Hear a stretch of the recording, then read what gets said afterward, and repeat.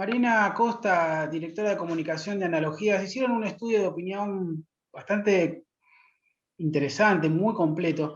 Y ahí se muestran expectativas en el margen que está impactando al gobierno con una recuperación de alrededor de 4 o 5 puntos. Y eso lo asocian un poco con el avance de la vacunación, pero a la vez las expectativas en cuanto a lo económico, a la recuperación salarial, no son buenas. ¿Cómo podemos entender o profundizar un poco ese concepto? Mira, Hernán, yo creo que el estudio lo que nos demostró, bueno, son dos cosas importantes. Una, la estabilidad en la imagen presidencial, que está en torno a los 50 puntos, ese porcentaje, digamos, se viene manteniendo en el último tiempo. Entonces, rescataría primero eso. Y después sí, lo que vimos es que el cuadro de opiniones se ha mejorado respecto de expectativas económicas y sanitarias. Eso lo atribuimos fundamentalmente a lo que vos decías, digamos, todas las expectativas que hay con el plan de vacunación y cómo se aceleró el plan de vacunación, fundamentalmente en junio y julio. El descenso, ¿no es cierto?, de los casos registrados también, y por supuesto la mejora paulatina, podríamos decir, pero sostenida de los indicadores de la actividad económica. Bueno, todo eso lo que hizo fue tributarle al gobierno, digamos, un panorama un poco más alentador de ese pesimismo que nosotros veníamos registrando en las últimas mediciones, ¿no? Entonces, la síntesis de este informe es ese, ¿no? Que mejoraron las expectativas sanitarias y económicas. Y la oposición está, no sé si coincidís, pero plantea un inicio de campaña, si bien el grueso de la población todavía no está en campaña, ¿no? Pero plantea un discurso bastante negativo, entendido en el sentido de agresivo, poco propositivo. Y a la vez hay un discurso instalado en los medios de comunicación que supuestamente la sociedad no quiere la grieta, la llamada grieta, ¿no? El gobierno intenta plantear una campaña en los primeros indicios de decir, bueno, hasta acá se hizo esto, falta la otra mitad, está el compromiso entero, etcétera, etcétera.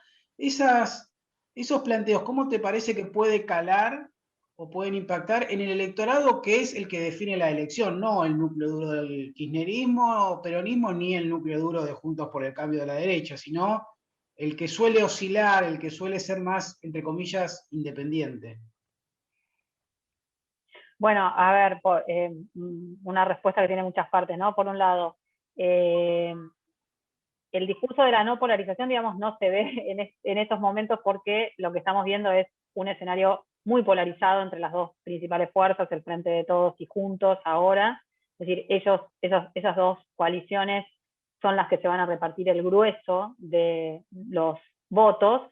Y lo que vos tenés ahí es que, bueno, si realmente la ciudadanía no, digamos, quisiera ir por otra vía que no sea la de la polarización, no sé, terceras fuerzas, que en general son las que aparecen en las elecciones legislativas, tendrían que tener, digamos, más impacto en lo que podría ser la decisión del voto, y no estamos viendo que las terceras fuerzas, digamos, puedan producir alguna sorpresa, digamos, en un escenario que, insisto, es muy polarizado entre estos dos grandes frentes. Luego, las estrategias que están utilizando tanto el oficialismo como la oposición, por supuesto que son divergentes. Yo te diría ahí como dato más característico de la estrategia que está llevando adelante Juntos, que por ahí es lo más interesante, digamos, en el sentido de que son los que verdaderamente van a tener interna, es que han apelado a dos cuestiones fundamentales. Por un lado, a correr a Macri, ¿no es cierto?, de la campaña, del discurso de campaña, y después, si querés, también los ejes que se están trazando tienen que ver con la deshistorización, porque lo que tiene que evitar la oposición es que la gente, digamos, rememore la administración macrista, que fue, digámoslo, de buenas a primeras, digamos, un fracaso, ¿no? En términos sociales y económicos, porque todos los indicadores que dejó Macri en su salida, digamos, fueron desastrosos, ¿no? Entonces, la oposición tiene que también evitar eso, ¿no? Evitar el linkeo, podríamos decir, ¿no?, de la ciudadanía con ese pasado no tan lejano, ¿no? Y el oficialismo te diría que está haciendo lo que puede, vemos en estos momentos, tenemos que decir, la campaña recién inicia, vamos a ver cómo se va a desarrollar, ¿no? Pero hasta ahora lo que estamos viendo del oficialismo es que los ejes que ha trazado de campaña, como vos decías, son los ejes que están acordes al escenario actual, ¿no? No vemos nada que nos llame la atención como para decir, ay, mirá, están proponiendo otra dirección. No. Reconocen que en la ciudadanía se está viviendo un momento de apatía, fundamentalmente por lo que produjo la pandemia, ¿no? Esta crisis inesperada, inédita que produjo la pandemia y que tuvo tantas repercusiones a nivel social, a nivel económico. No sé, hoy en una nota yo decía, ¿no? La sociedad está como de luto, ¿no? Lo que nos pasó durante este año fue eso, ¿no? Fue una catástrofe. Y entonces no hay un clima electoral. Entonces, bueno, el gobierno me parece que está jugando bien al inicio en trazar ciertos ejes que están acordes a este momento, ¿no? Y las supuestas terceras fuerzas también salieron con un discurso muy agresivo. Por un lado plantean diferenciarse, pero después uno observa el discurso de Milei en Palermo, hablando con exabruptos directamente. El spot de Randazzo, muy despectivo con respecto a la vicepresidenta, muy agresivo. Esper también suele ir por esos lugares. Eh, o sea, yo veo estas cosas que supuestamente se demanda cierta diferencia, pero después el comportamiento no se corresponde. Es como que no tienen la oposición mucho de qué hablar por esta memoria cercana y entonces termina descalificando. ¿Se observa esto? Sí, claro, bueno, la oposición va a tener una campaña más agresiva hacia el gobierno, por supuesto, tiene que ganar votos y por supuesto va a apelar a los déficits del gobierno durante estos casi 2 años, ¿no? Luego otros partidos más chicos, otros espacios más chicos, bueno, pueden decir cualquier cosa porque no tienen en estos momentos la responsabilidad de gobernar, ya sea porque no son el oficialismo, ni porque han gobernado como una parte de la oposición juntos fundamentalmente, ¿no? O cambiemos. Después hay algunas cosas que son como, no sé, los discursos de un espacio como el de Milei o el de Spert, yo te diría que tienen buena repercusión en los medios de comunicación, porque son histriónicos, porque a veces hasta son graciosos, ¿no? Porque pueden decir cualquier cosa, pero eso no se traduce necesariamente en la decisión del voto, ¿no? Nosotros no vemos que haya un impacto de eso en el voto, ¿no? Y después, o sea, tenés lo de Randazzo, digamos, que eso sí es como un poco más digamos, más para analizarlo, porque lo que tenés finalmente en un spot como el de Randazzo, que logró lo que tiene que lograr una pieza publicitaria, que es que se hable de ella, digamos, en ese sentido, digamos, Agulla, ¿no? Cumple el objetivo de que se hable del spot. Otra vez, ahí lo que hacemos estamos discutiendo la forma, ¿no?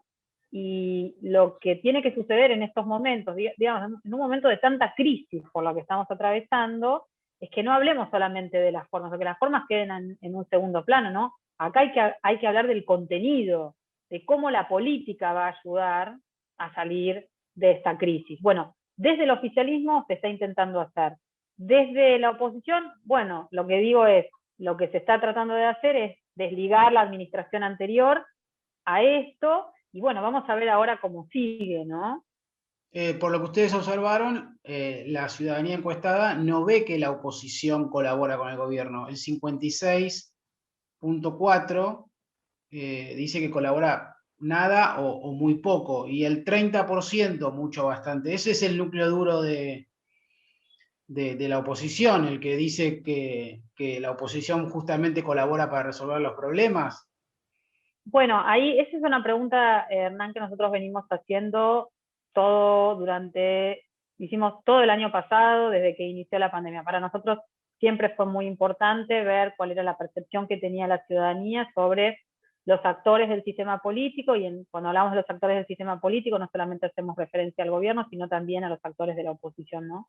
Entonces, para nosotros siempre fue muy importante saber cómo la ciudadanía leía los movimientos de la oposición. Y yo te diría que el porcentaje constante que se mantuvo siempre de la misma manera fue la oposición no está colaborando, ¿no? Entonces ahí lo que nosotros veíamos con las diferentes lecturas que íbamos haciendo mes tras mes, era que la demanda de la ciudadanía no era solo al gobierno, que por supuesto tiene otra responsabilidad en el sentido, o tiene mayor responsabilidad en el sentido de que es el que traza la política sanitaria, sino también de la oposición, que es la que tiene que colaborar con el gobierno en un momento de tanta crisis. Por eso lo que nosotros leíamos en esta demanda de 6 de cada 10 argentinos y argentinas decía que la oposición no está colaborando, es que finalmente están pensando que la oposición no es responsable en un contexto tan crítico. Después también consultaron sobre el interés de la ciudadanía por la política.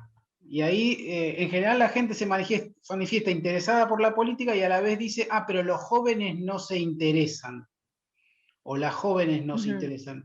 ¿Qué podés profundizar de esas consultas? Sí, esa también es una pregunta que hicimos ahora en el último estudio, porque en el último tiempo también hemos visto que desde una parte de la oposición más radicalizada, desde la prensa concentrada, se espolearon, digamos, discursos relacionados con la antipolítica, con la idea de que Argentina atraviesa una crisis de representación, que, no sé, el gobierno fundamentalmente cercena las libertades individuales en un contexto pandémico. Entonces quisimos preguntar por eso, ¿no? Y lo que nos encontramos es que la gente está interesada en la política, cree que la política en general puede contribuir a solucionar o mejorar la situación general del país. Digamos, eso me parece que es el dato, aun cuando estamos, insisto, en un contexto donde la ciudadanía no está pensando necesariamente en las elecciones, porque hay otros problemas más importantes, ¿no? Ahora, con los jóvenes particularmente, sí, es algo que nosotros venimos viendo también y observando en todos nuestros estudios cuantitativos y cualitativos. Los jóvenes sí tienen en los jóvenes sí vemos una apatía política, te diría, ya no electoral, digamos, una apatía política. Están distanciados de la clase política, no les interesa demasiado la política y además le reclaman mucho al gobierno, fundamentalmente en lo que tiene que ver con los planes de empleo, teniendo en cuenta que los indicadores socioocupacionales del segmento están profundamente deteriorados, ¿no? Entonces ahí sí hay una demanda muy fuerte a la que el gobierno tiene que atender, porque además los jóvenes representan casi el 30% del electorado, ¿no? Del padrón. Entonces, bueno, claramente, digamos ahí, lo que venimos notando sí es una demanda muy, muy fuerte entre los jóvenes, que estuvieron muy cercanos durante los años del kirchnerismo, ¿no? Pero que ahora los encontramos alejados del gobierno, ¿sí? Y otra cosa que me llamó la atención es que aún hoy la mayoría de la sociedad encuestada, por lo menos, se informa por la televisión, primariamente. Sí, eso también lo venimos registrando ya desde el año pasado. Uno podría decir, bueno, yo soy comunicóloga, ¿no? Entonces estas preguntas me interesan mucho, porque lo que venimos viendo es que en situaciones de crisis es como que el medio tradicional, que es la televisión, aparece como de manera muy, muy, muy fuerte, ¿no? Yo creo, a veces cuando tenemos que explicar, o en una clase tengo que explicar algún otro estudio que hicimos donde el año pasado también revelamos que la principal fuente de información de la gente durante la pandemia era la televisión, ¿no? Cuando uno puede decir, bueno, las redes sociales ahora, ¿no? Son las que dominan y todo, pero no, lo que encontramos en estos estudios es que es la televisión, el medio de comunicación tradicional para informarse. Un poco, no sé, en alguna clase, cuando tengo que explicar esto, yo digo o pienso, o sea, no es una respuesta unívoca, pero es lo que me parece que en lo que pienso, que es que fue que vos te acordarás, ¿no? Durante esos primeros meses del aislamiento ese tan fuerte que tuvimos el año pasado, que se inició el 20 de marzo con el decreto, ¿no?, presidencial del aislamiento social preventivo y obligatorio, el presidente usaba mucho a la televisión para comunicarse, ¿te acordás, no? Sí, Que sí. eran esas apariciones que él tenía, donde se iban renovando donde se iba renovando las restricciones, y bueno, Carla Bisotti también, ¿no es cierto?, comunicando desde el Ministerio de Salud la cantidad de casos, eso, lo otro. Es como que la televisión tuvo ahí como un papel muy, muy fundamental, ¿no? Y bueno, y además porque la televisión es el medio de comunicación que está en todas las casas, aun cuando las generaciones jóvenes solamente conozcan la televisión por Netflix, para una parte importante de la ciudadanía, digamos, la televisión sigue siendo el medio de comunicación omnipresente en las casas, ¿no? Sí, me parece que es un dato muy, muy interesante, y sí, después vienen la radio, los portales de internet y toda la parte digital, más o menos tienen los mismos porcentajes, pero el gran dato es que la televisión es la principal fuente O de sea, ¿vos información. pensás que es una cuestión coyuntural de la etapa pandémica o, digamos, una continuidad de que aún hoy, más allá de ese caso fortuito, la televisión sigue ocupando el lugar que no históricamente ocupó, pero prioritariamente ocupó? Sí, yo creo que a mí me parece que hay que analizar la televisión en el contexto de la pandemia, pero que la televisión, digamos, también sigue siendo un medio de comunicación importante. Yo no creo que haya perdido ese valor que tuvo, no sé, en los 90, ¿no? No lo creo. Obviamente, tenemos que ver esa mixtura que se produce, esa interacción que se produce entre los medios tradicionales, como la televisión, y las redes sociales. Por supuesto que las redes sociales también. Pero ¿sabés qué? Las redes sociales, en otro estudio que nosotros hicimos el año pasado, cuando teníamos que preguntar cómo se informa, bueno, nos decían, nos informamos a través de la televisión. Pero cuando decíamos, ¿para qué usa las redes sociales? Las redes sociales se usaban para entretenerse. En el contexto, digamos, del aislamiento, ¿no? Bueno, vos, por eso, no sé, el año pasado yo hice un estudio de por qué Rodríguez Larreta, por ejemplo, había decidido incursionar en TikTok, que es una red social, Sí, ¿no? sí. Que ha explotado también el año pasado y que está buenísima, digamos, en el sentido de que es puro entretenimiento, ¿no?